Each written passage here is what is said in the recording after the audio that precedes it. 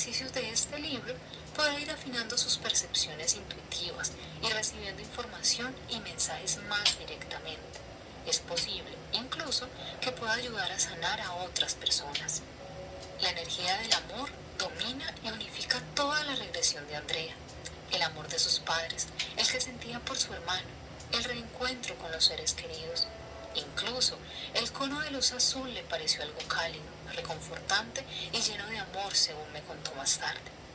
La experiencia de Andrea ante esa energía en varias de sus manifestaciones le permitirá expresar su propio amor de forma más abierta y completa en su vida y sus relaciones actuales. También le costará mucho menos aceptar el amor de los demás, porque el amor fluye en ambas direcciones y comprende. Una vez empiece, abordará con más paciencia y tranquilidad los obstáculos y frustraciones de su vida. Mediante la comprensión de las lecciones y las deudas del pasado, recordará sus objetivos para esta vida. Se sentirá realizado y dejará de estar desconcertado y perdido. Aprenderá a superar el miedo, la ansiedad y el dolor. Vivirá su vida más intensamente en el presente y disfrutará de sus placeres también con más intensidad. Pero sobre todo, comprenderá lo que todos tenemos en común. Estamos más allá de la vida y de la muerte, más allá del espacio y del tiempo. Todos somos inmortales y existimos por toda la eternidad. Tercero, el regreso. Elegimos cuándo queremos pasar la vida.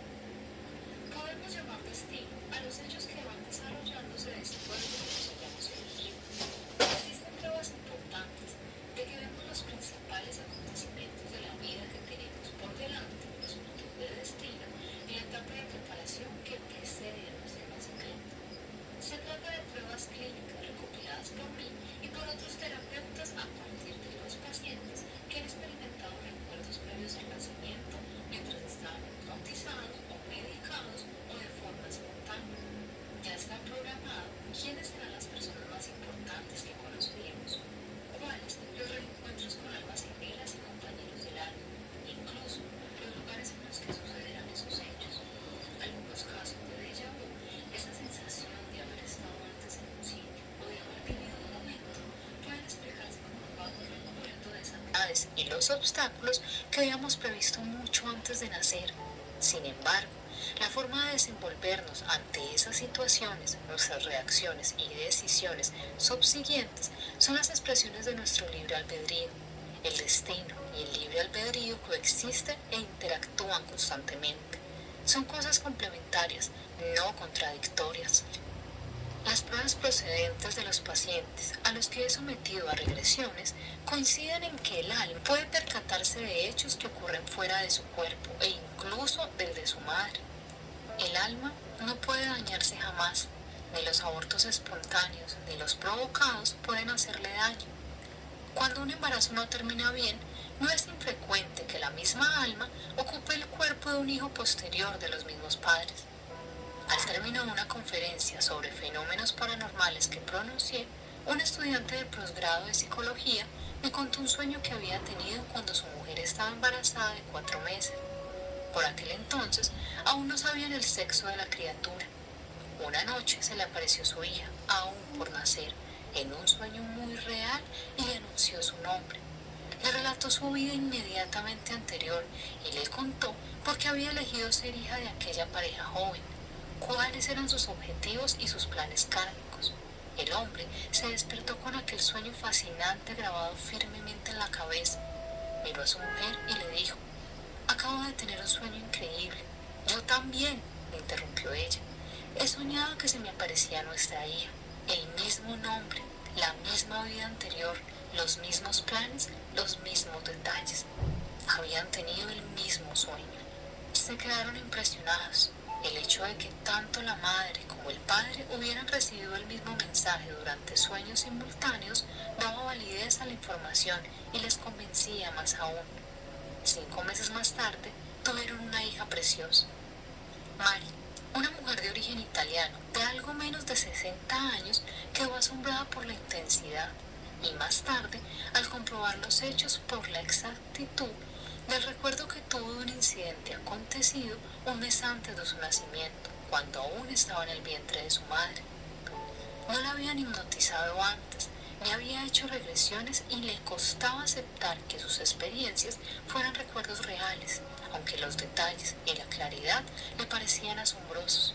En cierto modo, no me lo creo, empezó. Cuando usted me dijo que estaba en el vientre de mi madre, es que me vi dentro de él y a ella sentada en una mesa. Mary pasó a describir el piso de su madre en el Bronx con todo lujo de detalles, en especial la cocina, donde estaban su madre y Cuerdo. Describió detenidamente sus pensamientos mientras observaba y escuchaba desde el útero de su madre. Y entonces me dije, esto es muy extraño. Mi madre murió, eso es cierto. Esto pasó 1 o 2 semanas antes de Navidad. Y mi mamá murió el 14 de enero de neumonía. Se detuvo, levantó la vista y prosiguió con emoción. Qué ganas tengo de volver a casa para llamar a mi tía y preguntarle si de verdad mamá se sentó allí y le contó todo eso. Seguro que se acuerda y que se cree que estoy chalada, pero yo las he visto conversar a las dos y son cosas que no sabía. Ni Mari había estado nunca en el antiguo piso de su madre después de nacer, ni su tía le había dado. Su tía la había interrumpido. ¿Quién demonios te lo ha contado?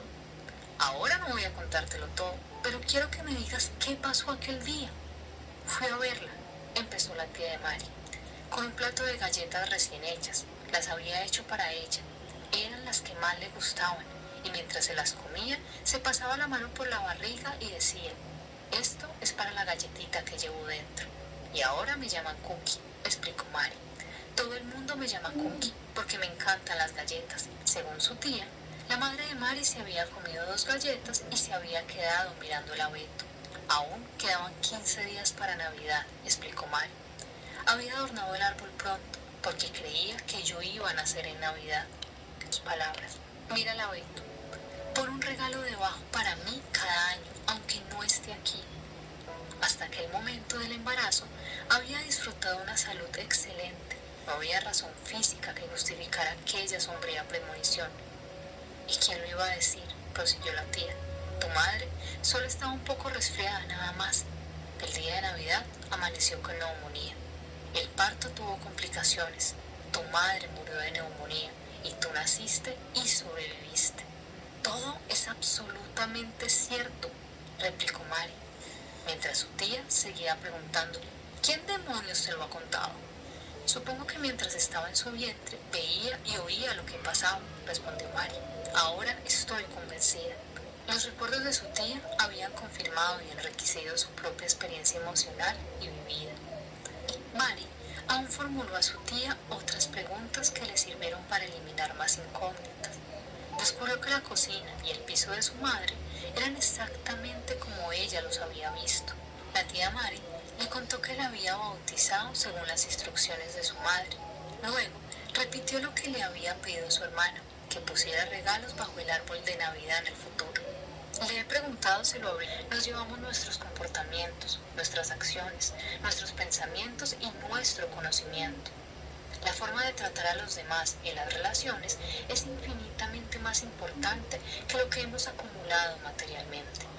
Además, podemos ganar y perder muchos objetos materiales a lo largo de la vida. En la otra vida no nos encontraremos con nuestras posesiones, sino con nuestros seres queridos. Esta idea debería ayudarle a recapacitar sobre sus valores en caso de que sea necesario. Los hombres son de Marte, las mujeres de Venus, de John Gray, es desde hace muchos años todo un éxito de ventas en muchos países. La testosterona, la hormona masculina, inclina a los hombres hacia la agresión y la competitividad, en lugar de la cooperación hacia la propiedad del territorio y de la familia. El estrógeno y la progesterona, las hormonas femeninas, parecen fomentar la sensibilidad, la comunicación, en lugar de la competición, un menor deseo de agresión y una mayor ansia de protección. La forma en que se educa a los niños y a las niñas aumenta esa simetría innata y refuerza los muros biológicos que separan a hombres y mujeres. A los niños se les anima socialmente a ser más agresivos, más competitivos, más enérgicos. A las niñas a ser más pasivas, más comunicativas, más cooperativas. Los padres y los maestros, la sociedad y la cultura, y los medios de comunicación y los publicistas nos enseñan valores distintos. Parece que hay mucho desierto en todo esto. No puede resolverse ningún problema hasta que se tocar para que estén más seguras de sí mismas y sean más enérgicas. En líneas generales, hay que modificar más la formación de los niños que la de las niñas, ya que el mundo está sumido hoy en una violencia provocada casi exclusivamente por hombres. Pero, ¿qué hay de las diferencias biológicas innatas? ¿Cómo podemos cambiar la biología? ¿Qué podemos hacer con la testosterona? He aquí una metáfora. Las hormonas y determinados factores genéticos hacen que a los hombres les salga pitarse. También pueden elegir no ser violentos, ser menos agresivos, cooperar más y ser más comunicativos y sensibles. La decisión consciente de elegir la senda del amor, no la de la violencia, es el siguiente paso para los hombres. Tras esa elección, tenemos otro paso más, que es el despertar a la verdad espiritual de que estamos formados por espíritu y alma, no por cuerpo y cerebro. El alma no tiene sexo, no tiene hormonas, no tiene tendencias biológicas. El alma es pura energía de amor. A medida que nos vamos haciendo conscientes de nuestra naturaleza espiritual, reconocemos nuestra auténtica esencia. Somos inmortales y divinos. Renunciar a la violencia, al odio, a la dominación, al egoísmo y a la propiedad de las personas y de las cosas es mucho más sencillo tras ese reconocimiento. Aceptar el amor, la compasión, la caridad, la esperanza, la fe y la cooperación pasa a ser lo más natural. En el transcurso de nuestras muchas vidas se han dado algunos cambios de sexo. Todos hemos sido hombres y todos hemos sido mujeres. Aunque creo que tendemos a especializarnos en un sexo o el otro, todos tenemos que hacer, por así decirlo, algunas asignaturas optativas como personas del otro sexo. Todos tenemos que aprender de todas partes, ricos y pobres, fuertes y débiles, budistas, cristianos, judíos, hindús, musulmanes o de otras religiones. Necesita alcanzar un nivel más profundo de concentración relajada y proyectarse en la mente del otro. Intente ser la otra persona, comprender sus reacciones, sus miedos, sus esperanzas y sus alegrías. Este proceso puede durar lo que haga falta, no hay límite de tiempo. Den mensajes verbales positivos, tómenles las manos a los demás más a menudo, felicíteles de corazón. Todos tenemos que recibir amor, además de darlo. Intente como sea en usted mismo o en el otro, habrá perdido. Deshacerse de la rabia es difícil. Nos sentimos justificados con superioridad moral, como si cuestionaran nuestra integridad y nuestro honor, como si pusieran a prueba. El único examen que hay en esta gran escuela que llamamos humanidad consiste en ver si aprendemos a deshacernos de la rabia y aceptarla. Aferrarse a la rabia solo sirve para implementar la relación. Siga amando, aunque el otro esté furioso, aunque se sienta herido, aunque tenga miedo. El amor es algo constante, la rabia pasa. Descubre las causas de la rabia, mejora las condiciones y deshágase de ella. ¿Cuánto tarda en deshacerse de ella? ¿5 días? ¿3? ¿1? ¿1 hora? Si siempre se deshace de ella pasados 5 días, ¿por qué no pasaba 1 hora? Puede consumir. Hace algunos años traté un matrimonio en una terapia de pareja. Eran personas inteligentes y perspicaces, y su relación iba bastante bien en muchos rasgos. Pero los buenos ratos que pasaban juntos solían quedar interrumpidos por peleas de gran carga emocional que provocaban rabia y dolor. Se aferraban a la rabia durante días, y esto les producía un gran sufrimiento y una desagradable incomodidad. Sin embargo, el orgullo les impedía poner un punto final cuanto antes a la disputa, acabar con el sufrimiento antes de que cobrara vida propia. Una vez entraban en la consulta después de llevar peleados una semana. Durante 7 días, una tras de otra, las cosas más niñas hacían que la rabia que iba hirviendo a fuego lento alcanzara el punto de ebullición. Tras unos 30 minutos de terapia, se resolvieron los problemas y la rabia quedó prácticamente disipada. Como era habitual, el orgullo y el sentirse dolidos habían prolongado la disputa e impedido resolverla antes. Intenté una técnica nueva. En vuestras peleas, que siempre acaban por resolverse, ¿cuánto tardáis aproximadamente en superar la rabia y hacer las paces? Les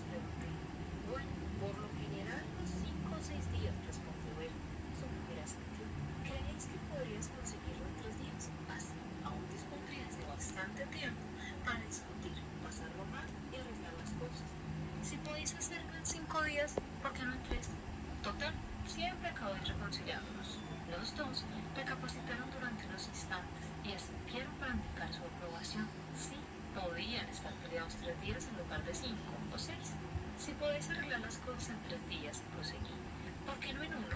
Seguro que conocéis bien todo el proceso de vuestras peleas, desde el origen hasta la reconciliación, y habéis aprendido todas las herramientas necesarias para resolver vuestras diferencias. ¿No podéis acelerar el proceso y hacerlo todo en un día?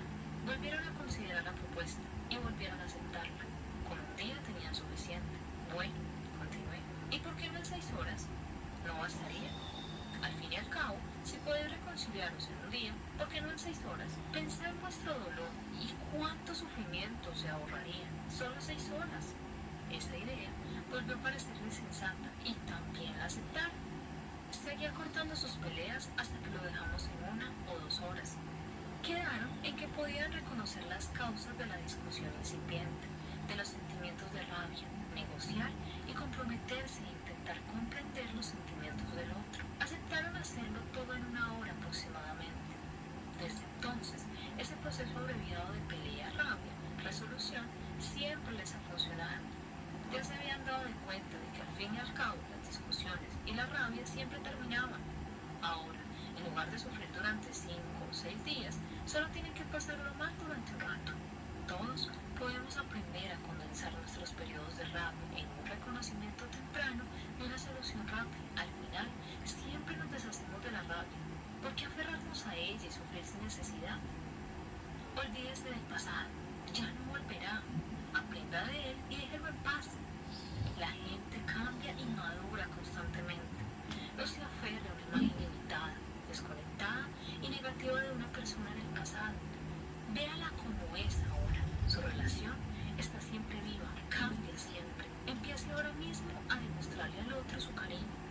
No sufra ni se arrepiente de no haber querido a alguien en el pasado. Lo pasado, pasado está. Empiece ahora mismo. Nunca es demasiado tarde para expresar el amor y la compasión.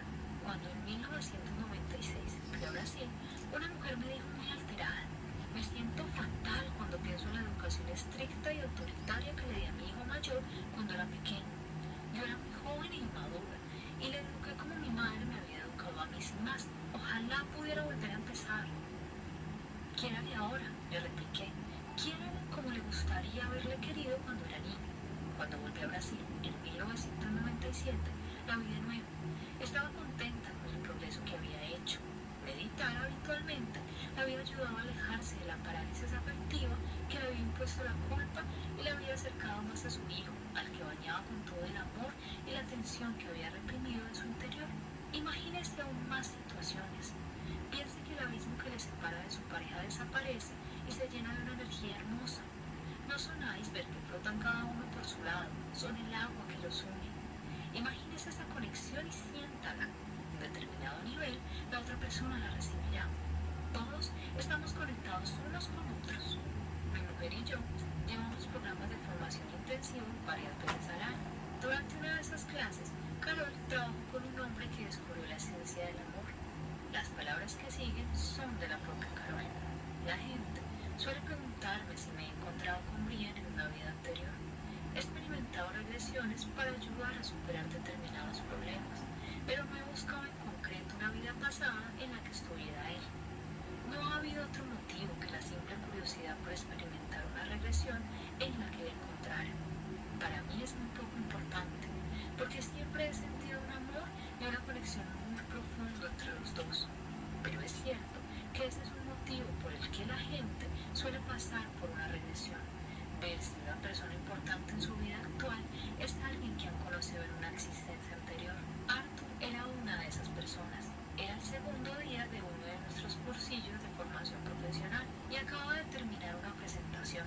Arthur, un sudafricano de 60 y pico años, se me acercó y me pidió que le ayudara con un problema que era uno de los motivos por los que se había apuntado al grupo. Le respondí que primero tenía que trabajar dentro del grupo durante 2 días y ver qué progresos hacía. Intuía que las respuestas que Arthur andaba buscando se revelarían en las intensas interacciones de grupo e individuales. Al cuarto día, Arthur fue a verme y me dijo que, aunque había trabajado con otras personas, seguía viendo algo que le preocupaba. Así que mientras Brian hacía un largo ejercicio de grupo, nos fuimos a otra habitación y empezamos a trabajar a solas. Le pregunté qué quería conseguir. Su madre, a la que quería mucho, había muerto hacía un tiempo. Él tenía 4 nietos y aunque adoraba a los 4, tenía más cariño a uno en concreto. Quería saber si aquella niña era la reencarnación de su madre. Decidió hacer una regresión para ver si su subconsciente le llevaba a una vida anterior en la que hubieran estado juntos su madre y él. También me contó que no era una persona muy visual y que creía que algunos de los problemas que había ido teniendo a lo largo de la semana se debían a eso. Tras una inducción relativamente corta, experimentó una regresión y se encontró en Inglaterra después del año 1800. Era un jovencito que estaba a las puertas de su casa en la que vivía con su familia, aunque no tenía la seguridad de que fuera de su propiedad. Le pedí que entrara. Él sabía que dentro estaban sus padres, pero no podía verlos muy bien. También sabía que tenía hermanos, pero tampoco conseguía distinguirlos con claridad. Así pues, avanzamos un poco y llegamos a una época en la que Arthur andaba en un internado. Veía un hermano y una hermana, pero sus padres seguían estando bastante confusos. La vida le iba muy bien y era feliz en el internado. Se dio cuenta de que su hermana de aquella existencia era su madre de esta vida y eso le puso eufórico. Pensó también que su hermano de entonces podría ser su hijo de ahora. Con el tiempo se hizo abogado y fuimos avanzando hasta llegar al día de su boda. Aunque le preocupaba no poder utilizar sus sentidos visuales, Arthur pudo contemplar la escena en detalle. Vio que sus hermanos estaban presentes en la ceremonia, lo mismo que sus padres, aunque seguía sin distinguir sus rostros. Continuaba sin poder reconocerlos, aunque esto no le preocupaba. Le bastaba con el placer de ver a sus hermanos. La ceremonia fue de maravilla y Arthur se sentía feliz al ver cómo había ido el día. Explicó que no era un matrimonio por amor, sino por conveniencia. Había crecido con aquella chica y sus familias habían decidido que les convenía ser novios y casarse. A él le parecía bien, era una buena amiga. Era lo mismo que se esperaba de él, que fuera un buen amigo. Con el tiempo tuvieron varios hijos y Arthur alcanzó el éxito como abogado. Seguimos avanzando hasta el día de su muerte. Arthur acabó convertido en un anciano, rodeado de su familia, su esposo y sus hijos. Había llevado una vida muy buena. Dijo que el matrimonio había evolucionado hasta alcanzar el amor. Le tenía mucho cariño a su mujer y tanto ellos como sus hijos habían sido muy felices. No hallamos indicios de conflictos ni traumas en esa existencia. Al contrario, nos encontramos con un anciano que iba apagándose y que murió rodeado por sus seres queridos. Después, según Arthur, se adentró en lo que parecía una especie de tornado. Estaba pasando a otra dimensión. Allí, Arthur vio a algunos seres queridos, familiares y amigos esperándole. Los veía, pero sabía que no podía reunirse con ellos hasta haber visto a unos seres que le impidieron que repasara su vida. Tuvo que hacerlo antes de poder seguir adelante. Le pidieron que revisara su vida y que dijera cuál había sido su tema, que concretara cuál había sido la lección de su vida. Tras una breve reflexión, explicó que estaba relacionada con no necesitar una vida fantástica ni memorable, ni llena de emociones o de grandes hechos para poder sentir satisfacción y amor y para dárselo a los demás. Le pareció que aquellos seres quedaban satisfechos con la respuesta. Después pudo reunirse con sus familiares y amigos. Eso le puso eufórico. Reconoció a varias personas. Su hermano estaba entre ellas, pero sus padres no. Se encontraban en algún otro lugar. No estaban con aquel grupo. Me pareció interesante porque en aquella vida nunca vio a sus padres con claridad. Siempre le parecieron muy confusos. Le pregunté si veía a su hermana. Bajo los párpados, sus ojos buscaron entre la gente y contestó, no, no está. Entonces empezó a iluminarse el rostro y añadió, ahora viene por ahí, ¿ya la veo? Sí, es una de nosotros, está con nosotros. Dejé que disfrutara de su felicidad durante unos instantes y volvió a preguntarle qué sucedía. Bueno, estamos esperando, me contestó.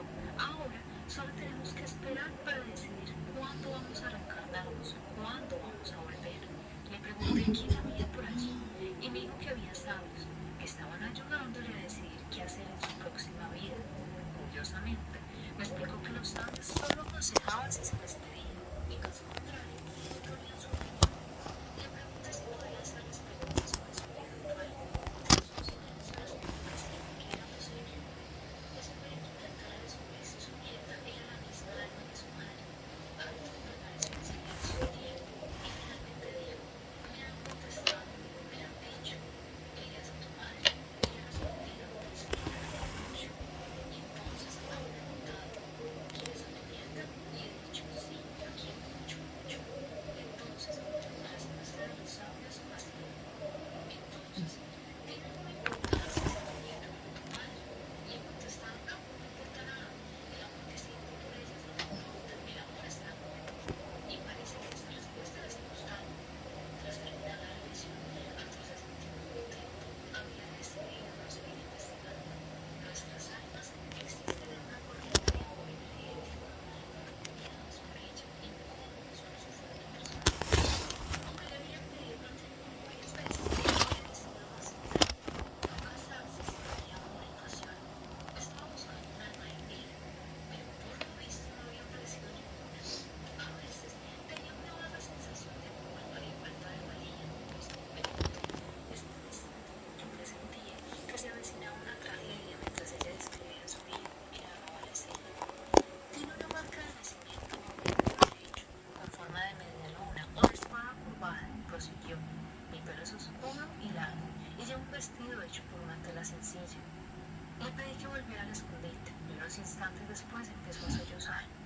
Le dije que flotara sobre la escena para distanciarse de ella y observar desde arriba, como si estuviera viendo una película. Así podría ayudarle a controlar sus emociones mientras seguía describiendo la escena de aquella vida anterior.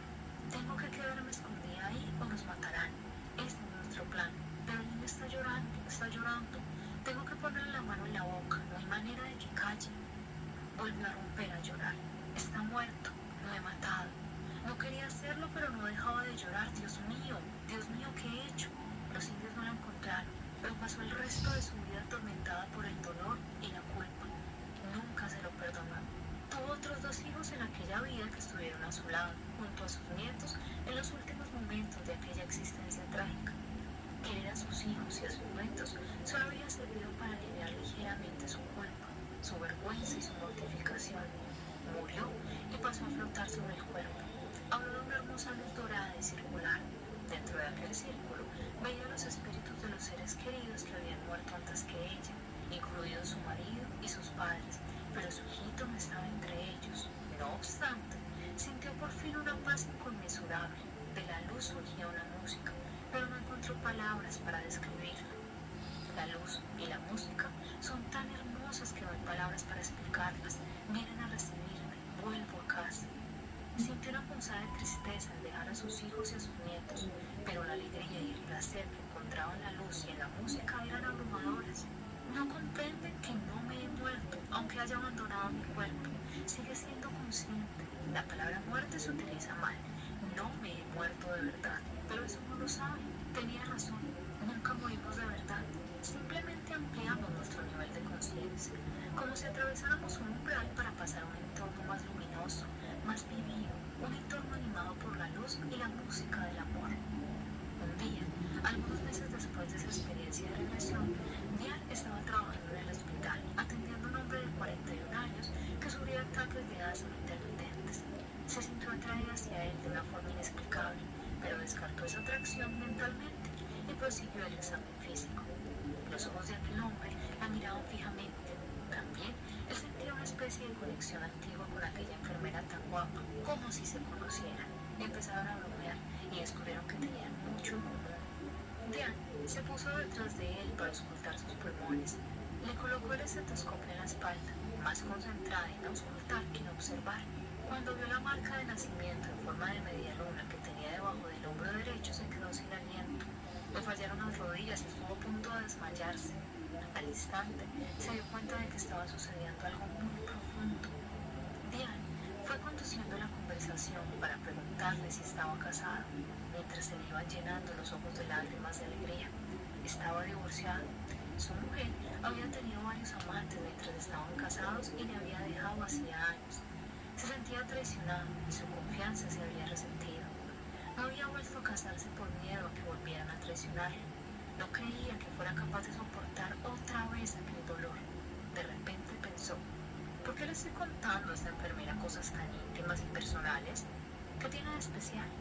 Creo que su encuentro no fue casual. Su amor, la relación que habían dejado inacabada en otra existencia y su plan de vida les habían reunido. Sus almas habían programado aquel encuentro. Hoy están felizmente casados. Bien, ya no se siente culpable ni falta de valía. Nunca he tratado a su marido, aunque quise hacerlo, pero no para comprobar su conexión en otra vida. Para eso bastaban el reconocimiento de las almas, la marca de nacimiento y su felicidad en común. Están enamorados y el amor no necesita pruebas. Lo que yo quería era ayudarle a aliviar el asma que sufre. Como ya he contado en otros libros, una muerte por asfixia en una vía suele manifestarse como síntomas de asma en otra existencia. Capítulo 5. La eliminación de obstáculos para la felicidad y la alegría. Usted sabe mucho más que los demás, comprende muchas más cosas. Sea paciente con ellos. No tiene los conocimientos que usted posee. Enviaré los espíritus para que le ayuden, pero lo que está haciendo ya es correcto. Sígase. No hay que desperdiciar esta energía. Tiene que deshacerse del miedo. Esa será su mejor arma. Todos hemos sido creados a imagen y semejanza de Dios, y Dios está dentro de todos. Nuestra naturaleza básica subyacente se presenta